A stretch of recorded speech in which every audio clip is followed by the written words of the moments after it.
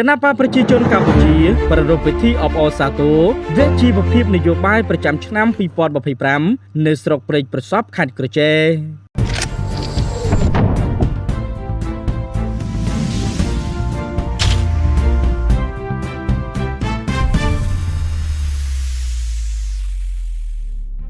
នៅថ្ងៃសៅរ៍800ខែមករាឆ្នាំម្សាញ់សប្តាហ៍ស័កពុទ្ធសករាជ2569ត្រូវនៅថ្ងៃទី13ខែធ្នូឆ្នាំ2025គណៈបកប្រជាជនកម្ពុជា CPP បានរៀបចំពិធីអបអរសាទរវគ្គជីវភាពនយោបាយប្រចាំឆ្នាំ2025និងទិសដៅអនុវត្តបន្តប្រកបដោយបរិយាកាសរីករាយសាមគ្គីភាពនិងឯកភាពខ្ពស់ស្ថិតនៅស្រុកព្រែកប្រសពខេត្តក្រចេះពិធីដ៏មានសារៈសំខាន់នេះបានប្រព្រឹត្តទៅក្រោមអធិបតីភាពដ៏ខ្ពង់ខ្ពស់របស់ឯកឧត្តមសចម្រុងអនុប្រធានទី1ក្រុមការងារគណៈបកចុះមូលដ្ឋានខេត្តក្រចេះដែលមានការចូលរួមពីថ្នាក់ដឹកនាំគណៈបកគ្រប់លំដាប់ថ្នាក់សមាជិកសមាជិកាក្រុមការងារគណៈបកចុះមូលដ្ឋាននិងមន្ត្រីពាក់ព័ន្ធជាច្រើនរូប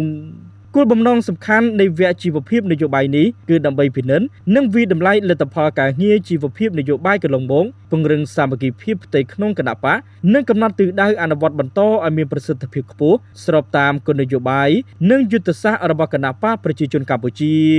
ក្នុងឱកាសនោះឯកឧត្តមសចម្រុងបានថ្លែងអំណរគុណនិងសម្ដែងការកោតសរសើរដល់ថ្នាក់ដឹកនាំមន្ត្រីនិងសមាជិកគណៈបកគ្រប់លំដាប់ថ្នាក់ដែលបានខិតខំបំពេញភារកិច្ចយ៉ាងសកម្មនិងមានការទទួលខុសត្រូវខ្ពស់ក្នុងការបម្រើបកនិងបម្រើប្រជាពលរដ្ឋ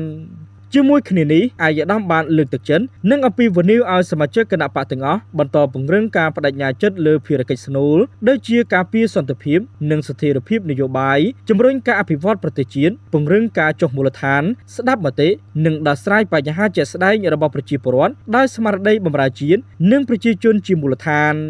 ពិធីអបអរសាទរវគ្គជីវភាពនយោបាយប្រចាំឆ្នាំ